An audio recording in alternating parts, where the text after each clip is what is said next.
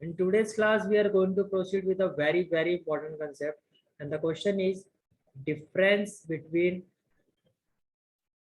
memorandum of association and articles of association.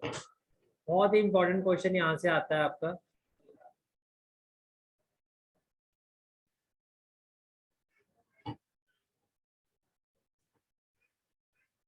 Means ये इतना important है कि आप ये समझो कि ऐसा हो ही नहीं सकता कि आपको एग्जाम में ये क्वेश्चन ही ना आए. 100% ये क्वेश्चन आपको एग्जाम में आना ही आना होता है.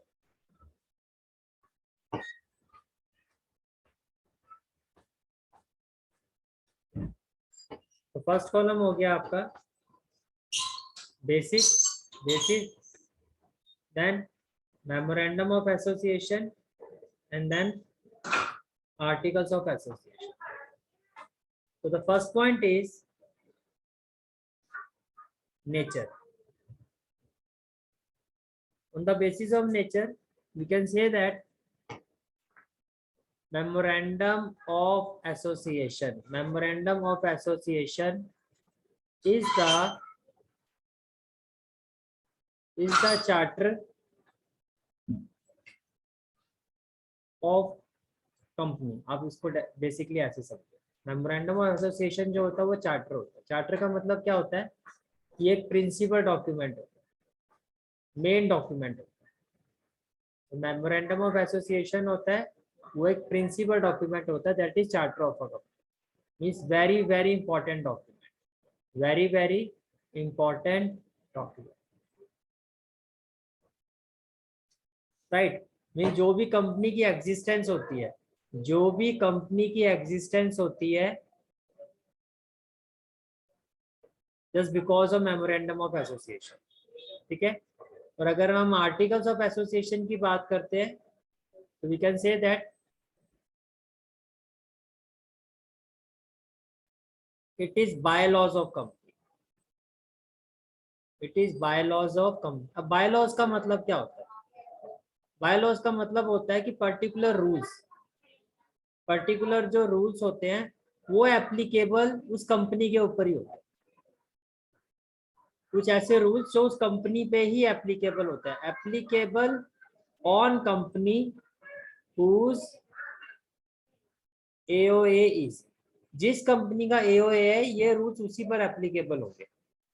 फर्स्ट पॉइंट क्लियर हो गया? यहाँ तक कोई डाउट तो नहीं है? ठीक है. कि जो मेमोरेंडम ऑफ एसोसिएशन होता है वो मेन डॉक्यूमेंट होता है जिसको हम चार्टर ऑफ कंपनी भी कहते हैं. ऑन द अदर हैंड जो आर्टिकल्स ऑफ एसोसिएशन होता है आपका, ये आपका बायलॉज कहते हैं इसको. बायलॉज का मतलब होता है कि ऐसे रूल्स जो जिस कंपनी का वो AOA है उसी पर एप्लीकेबल होते हैं, राइट. सेकंड डिफरेंस की अगर हम बात करते हैं,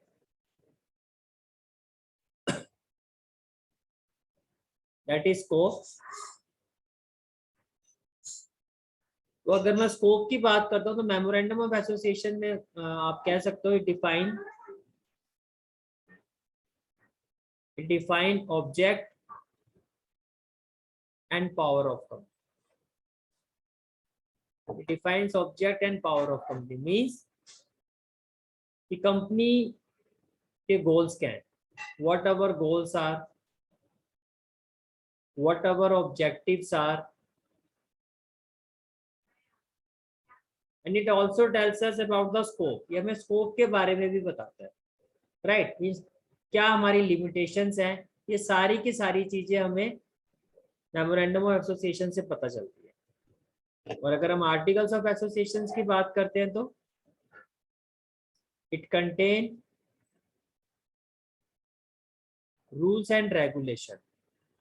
It contains rules and regulation for carrying out smooth functioning. What does it mean? भाई मैं चाहता हूं कि मेरी कंपनी में कोई चिक ना हो, तो मैं क्या करूंगा? मैं पहले से रूल्स बना दूंगा, तो सबको पता है कि भाई ये रूल्स फॉलो करने. That's it. Is it clear? Second point clear हो गया? Okay. Third point is status. Third point is status. अगर हम स्टेटस की बात करते हैं तो जो मेमोरेंडम ऑफ एसोसिएशन होता है ये एक फंडामेंटल डॉक्यूमेंट है। जो मेमोरेंडम ऑफ एसोसिएशन होता है ये एक फंडामेंटल डॉक्यूमेंट है, राइट। और जो आर्टिकल ऑफ एसोसिएशन होता है आपका ये एक सप्लीमेंट्री डॉक्यूमेंट होता है कंपनी का। Article of association is an supplementary document of company. अब इसका मतलब ये हो गया आपका कि सप्लीमेंट्री का मतलब जो साथ देता है, जो सपोर्ट करता है। Means article of association document जो होता है वो काइंड ऑफ ए सपोर्ट करता है मेमोरेंडम ऑफ एसोसिएशन को, राइट। मेमोरेंडम ऑफ एसोसिएशन को क्या करता है, ये सपोर्ट करता है। इसके बाद अगर मैं फोर्थ पॉइंट की बात करता हूं, दैट इज लीगल इफेक्ट। अगर हम लीगल इफेक्ट की बात करते हैं तो जो मेमोरेंडम ऑफ एसोसिएशन होता है इट एक्ट्स बियॉन्ड, इसको आप ऐसे समझो, any act, sorry, it acts in any acts beyond scope of memorandum of association are what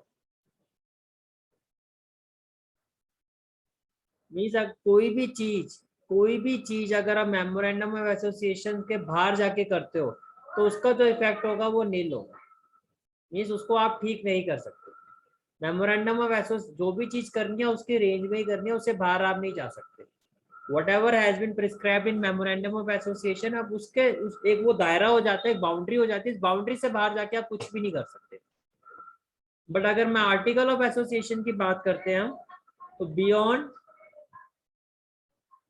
beyond article of association it can be ratified, it can be ratified by shareholder, it can be ratified by shareholder। Means अगर कोई भी चीज article of association के दायरे से बाहर होती है तो इसको हम ठीक कर सकते हैं, बट कोई भी चीज अगर मेमोरेंडम ऑफ एसोसिएशन के दायरे से बाहर होती है तो उसको हम ठीक नहीं कर सकते। Is it clear? ठीक है, चलो let's move to the next concept.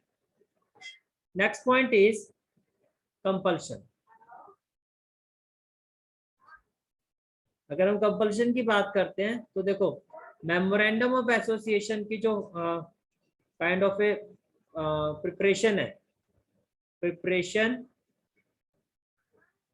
And filing of memorandum of association is compulsory. ये क्या होता है, ये कंपल्सरी होता है। On the other hand article of association जो है वो बनाना कंपल्सरी नहीं है, that is not compulsory, right, that is not compulsory. Next point is point 6। Point 6 is relationship.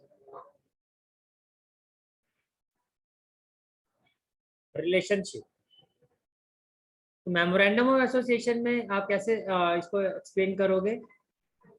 Relationship of company. तो मेमोरेंडम ऑफ एसोसिएशन है वो क्या करता है, कंपनी का जो रिलेशन है विथ आउटसाइड वर्ल्ड वो किस तरह का है वो एक्सप्लेन करता है। और आर्टिकल ऑफ एसोसिएशन क्या करता है, ये क्या एक्सप्लेन करता है, it define internal relationship between company and its member. Is it clear? तो अगर मैं इसको डायग्राम से रिप्रेजेंट करूं तो आप इसको ऐसे समझो, जैसे कि ये कंपनी है, कंपनी के साथ जो आउटसाइडर्स जुड़े हुए हैं वो किस तरह से जुड़े हुए हैं, किस किस वे में कनेक्टेड है, ये जो है आपका ये मेमोरेंडम ऑफ एसोसिएशन जो होता है ये इस चीज को डिफाइन करता है कि कंपनी का किस आउटसाइडर के साथ किस लेवल पर क्या relation. But on the other hand अगर हम आर्टिकल ऑफ एसोसिएशन की बात करते हैं तो आर्टिकल ऑफ एसोसिएशन में क्या होता है कि जो कंपनी के जो मेंबर्स हैं उनके साथ किस तरह का रिलेशन है, ये आर्टिकल ऑफ एसोसिएशन जो है वो एक्सप्लेन करता है। Is it clear? ओके। और इसमें आप एक पॉइंट और ऐड कर सकते हो, दैट इज ऑल्ट्रेशन। देखो मेमोरेंडम ऑफ एसोसिएशन में ऑल्ट्रेशन करना बहुत डिफिकल्ट है, it is difficult. Alteration is difficult in case of a memorandum of association. पर अगर हम आर्टिकल ऑफ एसोसिएशन की बात करते हैं तो आर्टिकल ऑफ एसोसिएशन के केस में जो ऑल्ट्रेशन है वो करना आसान होता है, it is easy and it's a simple process. It's a simple process. तो ये बहुत ही ज्यादा इंपॉर्टेंट क्वेश्चन है, एग्जाम में ये आपका आएगा ही आएगा। तो फर्स्ट डिफरेंस क्या है? नेचर। हमने क्या कहा कि जो मेमोरेंडम ऑफ एसोसिएशन है उसको चार्टर ऑफ कंपनी कहा जाता है। चार्टर का मतलब principal document, very important document. Even ये जो कंपनी की एग्जिस्टेंस होती है because of memorandum of association. और अगर हम आर्टिकल ऑफ एसोसिएशन की बात करते हैं तो ये कंपनी के जो बायलॉज होते हैं उनको एक्सप्लेन करता है। बायलॉज का मतलब ऐसे रूल्स जो जिस कंपनी का आर्टिकल ऑफ एसोसिएशन है उसी पर ये एप्लीकेबल होंगे। फिर हमने बात की स्कोप की, it defines object and power of company.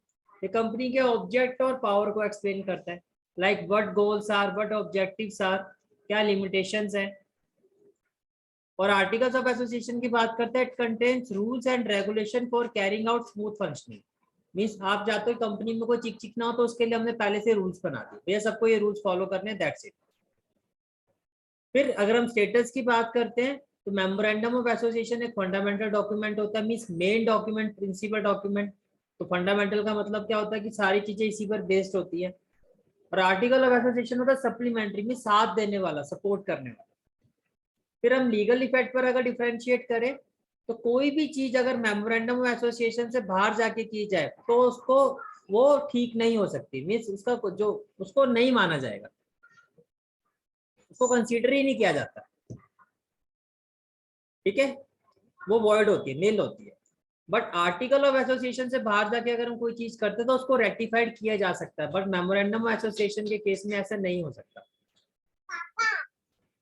अगर हम कंपल्शन की बात करते हैं तो preparation and filing of memorandum of association is compulsory. ये तो आप, ये इसमें ऑप्शन ये तो बनाना ही पड़ेगा। लेकिन आर्टिकल ऑफ एसोसिएशन के केस में ये जरूरी नहीं है कि आप आर्टिकल ऑफ एसोसिएशन को बनाओ, इट्स नॉट कंपल्सरी। फिर अगर हम रिलेशनशिप की बात करते हैं तो मेमोरेंडम ऑफ एसोसिएशन जो आउटसाइडर्स होते हैं उनके साथ रिलेशन को डिफाइन करता है। और अगर आप आर्टिकल्स ऑफ एसोसिएशन की बात करते हो तो it defines internal relationship between company and its member. और फिर एक पॉइंट और आता है आपका ऑल्ट्रेशन का, it is difficult, it is easy and it's a simple process. Okay, this is a very very important question.